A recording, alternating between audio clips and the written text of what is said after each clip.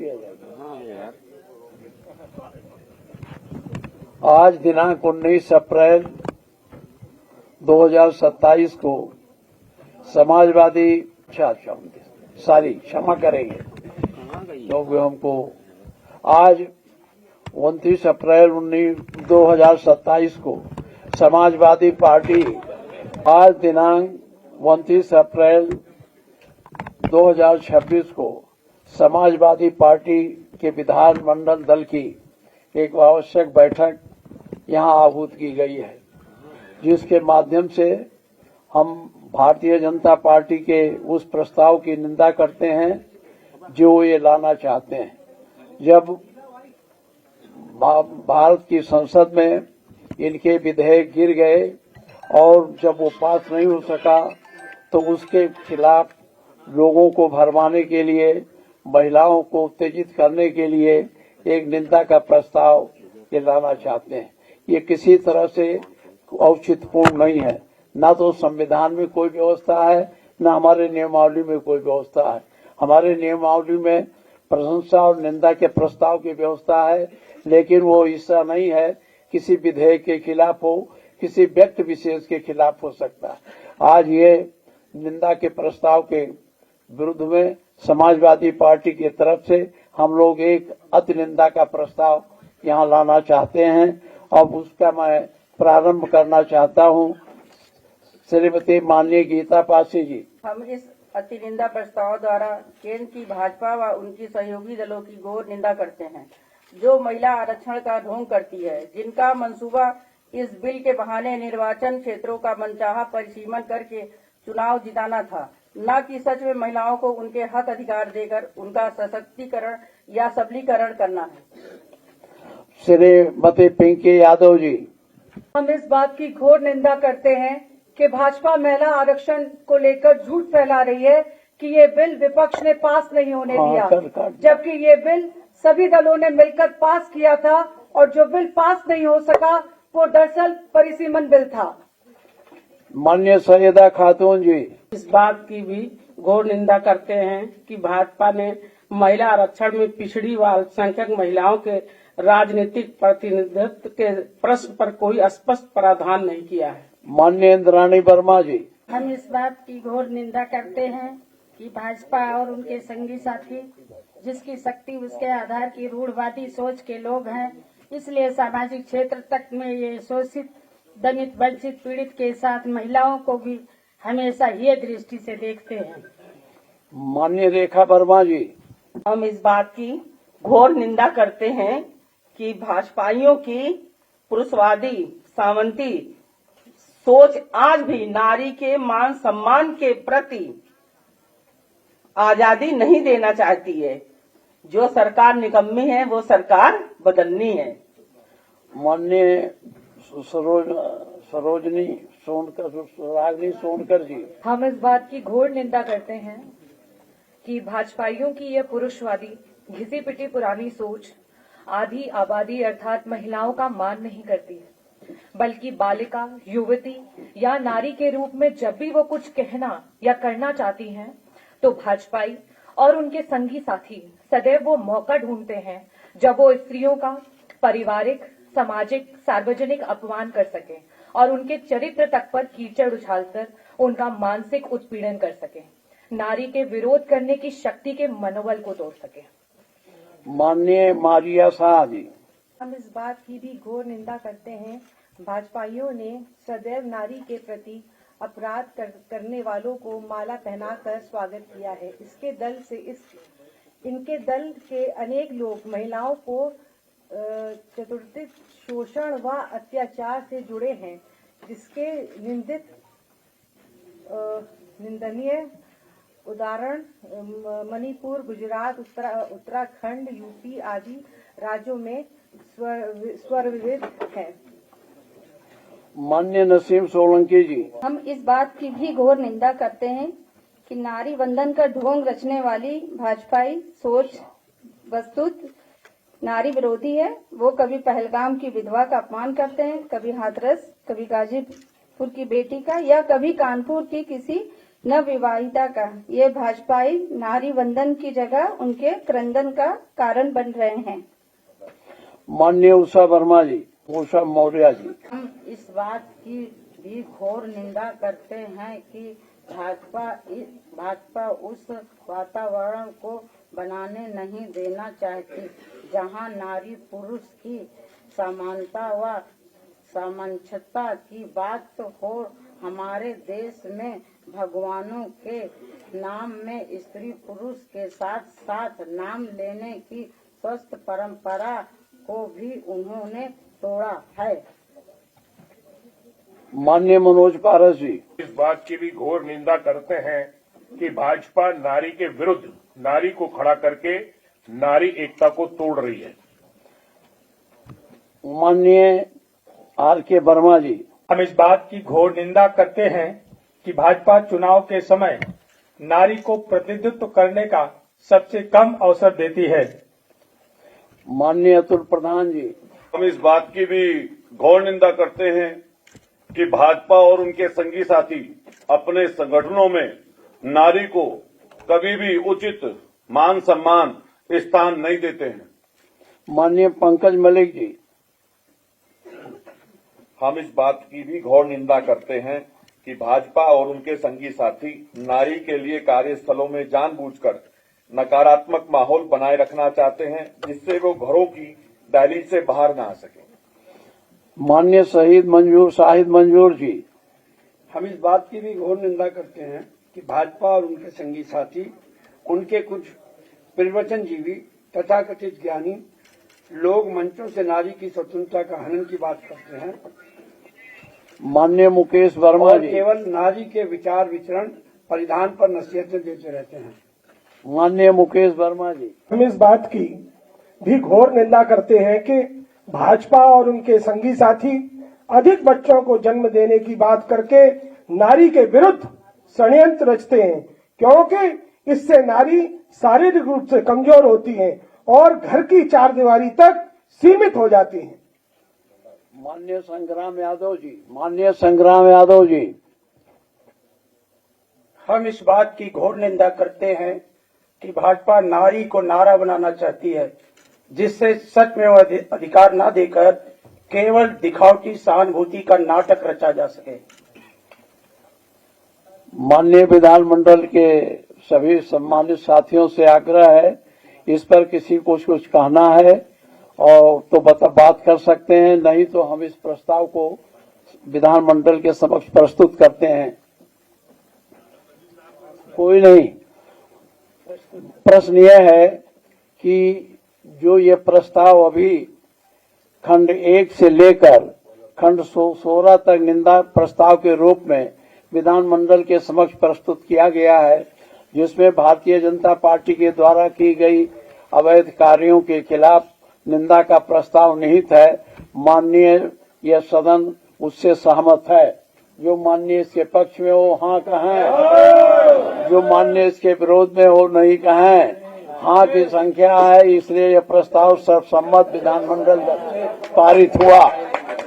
बधाई आपने बिल्कुल स्पीकर का रोल प्ले कर दिया और बिल्कुल स्पीकर की तरह काम किया आपने। वो विपक्ष की तैयारी कर रहे हैं, हम लोग हमारा अति निंदा प्रस्ताव पास हो चुका है। कोई सवाल हो तो पूछ लीजिए हम लोग से। ये सामान्य व्यवहारिक बात थी कि उनके स्वास्थ्य को लेकर के बहुत चर्चा थी और वो झुलस गई थी। उनका इलाज अच्छा हो और वो स्वस्थ हैं, उनका हालचाल लेने में गया था।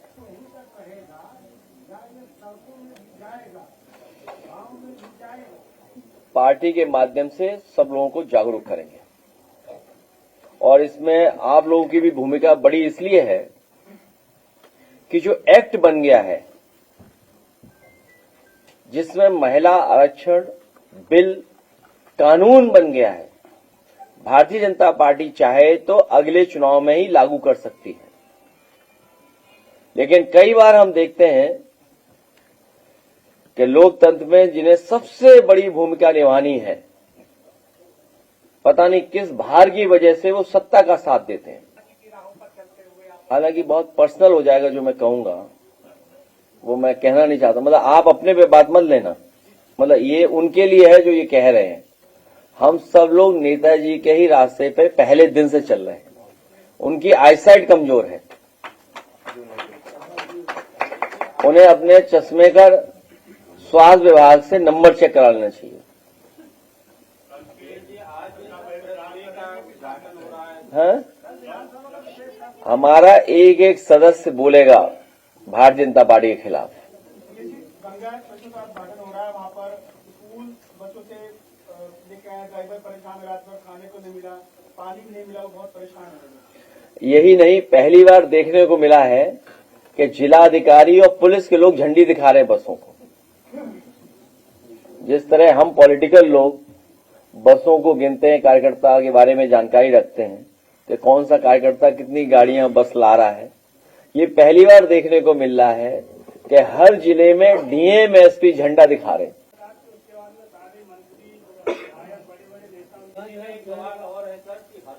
वो हर काम बीच वाला करते हैं। मुझे लगता है दिल्ली और लखनऊ की दूरी बिल्कुल सेंटर होगी लगभग ये। हालांकि आजकल तो बहुत सी चर्चा हो रही है उनको भी अधिकार देने की।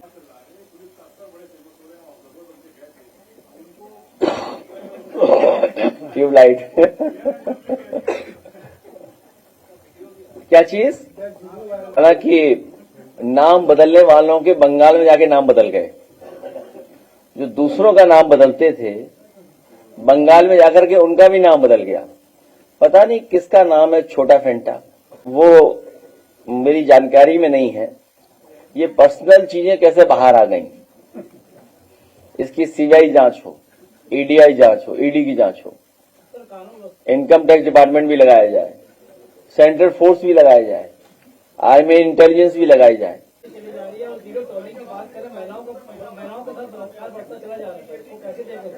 बहुत दुखद है, बहुत दुखद है।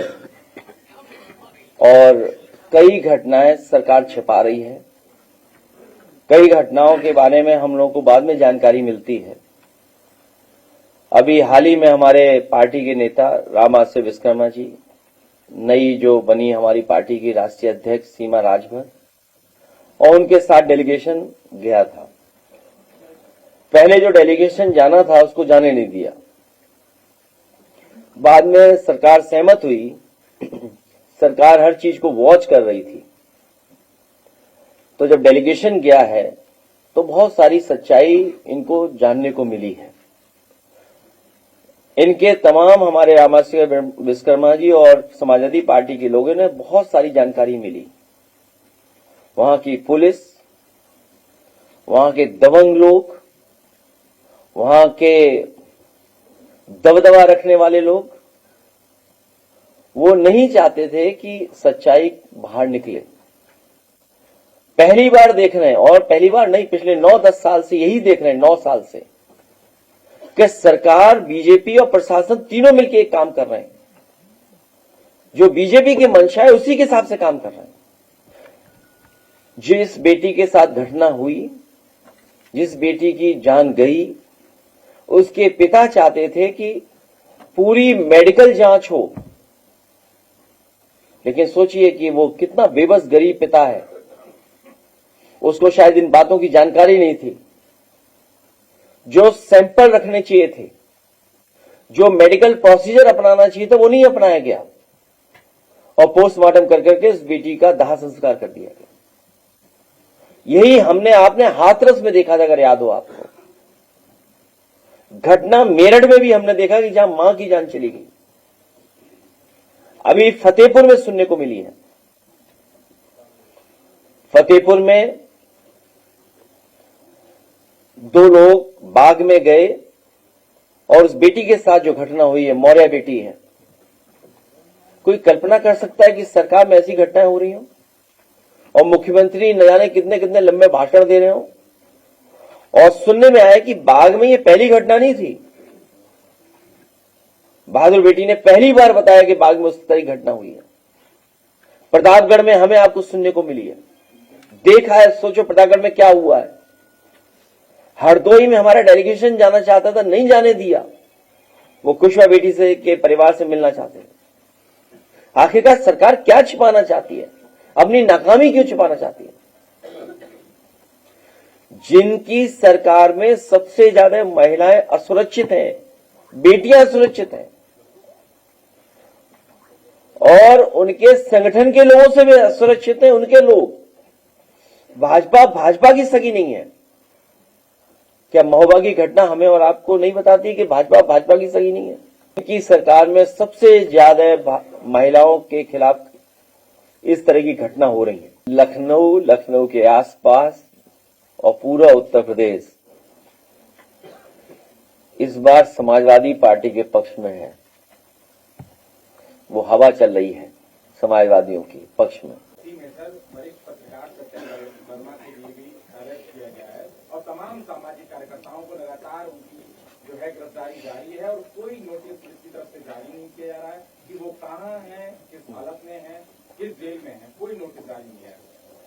एक बात तो हमें आपको समझ लेनी चाहिए कि अगर हम $1 ट्रिलियन की इकोनॉमी चाहते हैं या हमारी दुनिया में अर्थव्यवस्था नंबर 1 नंबर 2 पे पहुंचे देश की, तो हमें मजदूरों को भी हक अधिकार देना पड़ेगा। मजदूरों के साथ भेदभाव नहीं कर सकते। एक लंबे संघर्ष के बाद मजदूरों को वो अधिकार मिले जो अधिकार कोविड के बहाने भारतीय जनता पार्टी ने छीन लिए। और फिर अगर वेजेस की बात है, आप दिल्ली हरियाणा जो पड़ोसी स्टेट हैं उनके कम से कम बराबर तो वेजेस रखें आप। और जो महंगाई हुई है उसके कारण मजदूर क्या करें, वरना जीवन यापन कैसे करें? उनका किराया है, उनको खाना खाना है, घर भेजना है, कपड़े हैं, इलाज है। आप कोई सुविधा नहीं दे रहे मजदूरों को। और वेतन क्या दे रहे हैं? आप उद्योगपतियों से, कारोबारियों से मिलकर के उनका शोषण कर रहे हैं। अगर शोषण के खिलाफ कोई अगर आवाज उठाता है, उनके अन्याय कर रहे हैं आप। भारतीय जनता पार्टी अपने दिन गिन ले। किसान, मजदूर, महिलाएं, नौजवान, हर वर्ग ये जान गया है कि अब बुरे दिन जाने वाले हैं। हम सब के लिए खुशखबरी है कि बुरे दिन बहुत जल्दी जाने वाले हैं। इनके पास लोग नहीं है आने और जाने वालों में। रैली में अपने आप आने वाले और लाए हुए में बहुत फर्क होता है। आप लोगों पर भी वो सूची होगी व्हाट्सएप पर, हम लोग तो जारी नहीं करना चाहते हैं कि किस जगह से कितनी बसें आनी है, किनको बैठाना है। सरकारी लोग बैठे हुए हैं उसमें, तब तो इनकी भीड़ इकट्ठी हो पा रही है। सोचिए आप। हम लोग कवरेज करने चाहते हैं अभी 5 राज्यों के विधानसभा में भारी जीत होगी और समाजवादी पार्टी बांटना चाहती है। समाजवादी पार्टी हमेशा जोड़ने का काम करती है। समाजवादी पार्टी का जो नाम है वो संविधान से लिया हुआ नाम है। समाजवादी भेदभाव मिटाना चाहती है, मेल मिलाप की राजनीति करती है, गंगा जमनी तहजीब की बात करती है समाजवादी पार्टी। समाजवादी पार्टी हिंदुस्तानियत की बात करती है। समाजवादी पार्टी हर एक को साथ लेकर के जाति धर्म को जोड़ करके काम करना चाहती है। और ये जो एक्सप्रेसवे कर भी रहे उद्घाटन, एक्सप्रेसवे बनाना अगर किसी ने सिखाया है तो हम समाजवादियों ने सिखाया है कि एक्सप्रेसवे क्या होते हैं और कैसे बनाए जाते हैं। ग्रीनफील्ड एक्सप्रेसवे, और ये एक्सप्रेसवेज आधे अधूरे बना रहे हैं।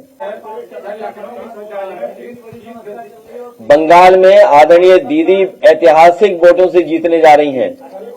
बंगाल के लोग पूरा बड़े पैमाने पर मतदान कर रहे हैं दीदी के पक्ष में। लखनऊ विश्वविद्यालय में फीस वृद्धि को लेकर के छात्र तमाम आज बंगाल में दूसरे चरण का जो मतदान हो रहा है, अभी तक तमाम चुनाव में देखा गया है, पुलिस की तो शिकायतें आती थी। उनके साथ जो केंद्रीय बल लगे हैं उनको भी अधिकारियों और खास करके तृणमूल के कांग्रेस की कार्यकर्ताओं को चैनल पर फुटेज चल रहे हैं, वो भी मार रहे हैं डंडों से और लातों से मार रहे हैं। देखिए, ये मेरे 27 में सपा कैसे निपटेगी? मेरे पत्रकार साथियों का मैं धन्यवाद देता हूं कि बहुत महत्वपूर्ण इन्होंने सवाल उठाया है और मैं समझता हूं इनकी जानकारी होगी तभी इन्होंने ये सवाल उठाया है और खड़ा किया है।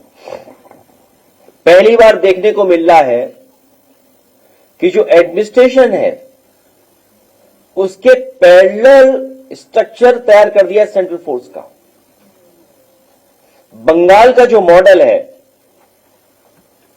उसमें पूरा का पूरा ऊपर से नीचे तक एक पैरेलल सेंट्रल फोर्स का स्ट्रक्चर खड़ा कर दिया है। डीजीपी के लेवल पर कौन सा डीजीपी होगा, उनका नाम कुछ दिया है, मुझे याद नहीं है, मैं किसी से जानकारी कर लूंगा और मैं समझता हूं पत्रकार साथी इसकी जानकारी करेंगे। और हर जिले में कप्तान के पैरेलल एक आईपीएस को बिठाया है। और जो बैठाए गए हैं बड़े अधिकारी, या उन्हें पहले से लाभ दिया जा चुका है या उनको भरोसा दिलाएगा कि आपको भविष्य में लाभ दिया जाएगा, या कई अधिकारी ऐसे भेजे गए जिनकी कहीं ना कहीं नस्ब भी हुई है किसी जांच के कारण, किसी और के कारण, और उन सब से चुनाव को प्रभावित कर करके जो यहां इन्होंने बाई इलेक्शन में किया, जो यहां के रामपुर के लोकसभा के इलेक्शन में किया, उसी तरह का ये मॉडल तैयार कर रहे हैं। जब मतदान पड़ रहा है, मैं बंगाल के एक एक मतदाता से अपील करना चाहता हूं कि लोकतंत्र को बचाने के लिए, संविधान को बचाने के लिए मदद करें। ऐसे लोग जो अधिकारियों के माध्यम से अन्याय कर रहे हैं, उनके खिलाफ मतदान करें। ये जितने मॉडल अपनाए जा रहे हैं, या यूपी में हुए हैं या यूपी में अपनाए जाएंगे, इनके सब मॉडल एक्सपोज हो चुके होंगे। महोबा में बीजेपी के खिलाफ जब पर महिला ने आरोप लगाया कि नेता ने उनसे फेवर मांगा कि हम आपको टिकट दिला देंगे, और निर्दलीय सांसद पप्पू यादव ने भी कहा था कि महिलाओं का सम्मान की बात करते हैं सभी भारतीय जनता पार्टी, और उनके नेता ऐसे नहीं किसी महिला से फेवर मांग रहे थे। कहां मैं अपनी महिला सदस्यों से कहूंगा कि विधानसभा में ये तमाम सवाल जो हमारी बहन ने पूछे हैं, मुख्यमंत्री और सरकार से पूछे, उसका हम लोग लोकसभा में पूछेंगे, लेकिन इस तरह का भाषा व्यवहार महिला के प्रति नहीं होना चाहिए।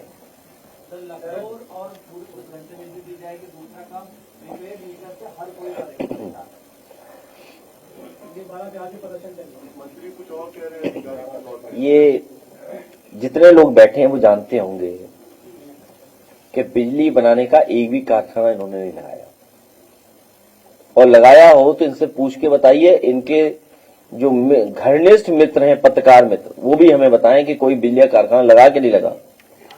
घाटमपुर में 3x60 super critical thermal plant Samajwadi सरकार में निवेली लगना शुरू हुआ। पनकी में 60 super critical thermal plant Samajwadi सरकार में लगा। हरदोआगंज का 60 super critical thermal plant Samajwadi सरकार में लगा। एटा में 3x60 super critical thermal plant Samajwadi सरकार में लगा।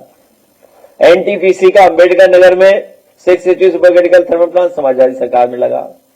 प्रयागराज में एनटीपीसी का और प्राइवेट जीपी का पावर प्लांट को बनाने में सहयोग करना और पावर को निकालने के लिए जो तैयारी की गई वो समाजवादी सरकार में बना। झांसी में लगाया कारखाना, इसी तरह ललितपुर में 3x60 super critical thermal plant लगाया। तो कितने कारखाने समाजवादी सरकार में लगे हैं, वही बिजली मिल रही है। ये अपने लोगों को लाभ पहुंचाने के लिए प्रीपेड